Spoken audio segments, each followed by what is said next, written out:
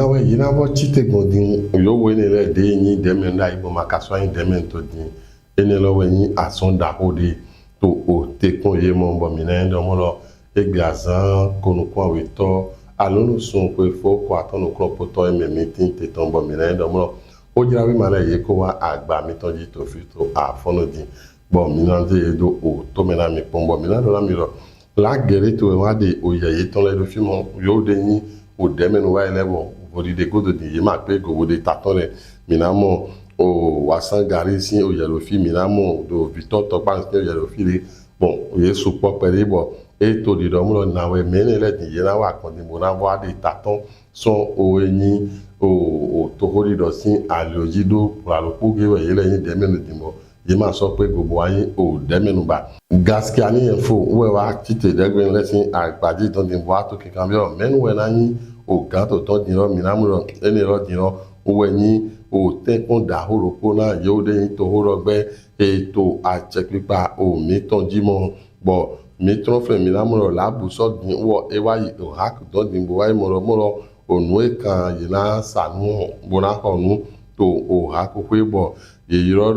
o kodo de marché public ene ro minamuro o hak din e go ezeda yi ganji bo mi to so fe o mi na mo lo ido ye do mo lo o se do yoyo dodo toroto mi na do ko de do fine do yi ma so do to ko na o jere bo do ko ne no dinde do no mo ko je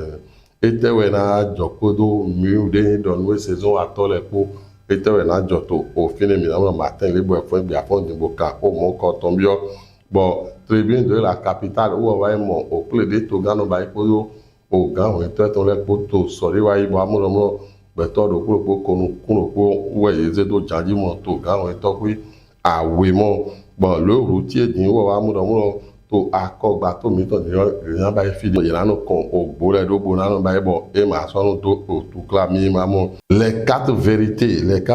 ni mi na mo wo wa de o gan o to ko o Karim Draman o e de do o fi de mo bo adi do mo lo yenando o pasusuna o Karim Draman lo uwe zombo o cha urudinyo e wodi ena yena se do dombo na do ko bole tamego nugo do asan ko nu pon to po ko aton to po o so me miti te ton uwe yena se to o cha urudombo na le nu pondo o nu mon kon ton go bo l'événement précis wo su e wa moro o kan o to pi awi uwe yeze me supo do o chanji te to o ple de ye ba ito o sore wa ito o toga si ason don toga kodo eyin kan o ito ton le po bon matinal o eminado krista na egbeton din bo minado na mi pondo matinal o amoro o no eto ezombo o mere tombo de photo o gbeta gbede le ye ma do suporo ni mi ho le matinal mi na mo no eto ezon mi na mo ya deme bon mi na do po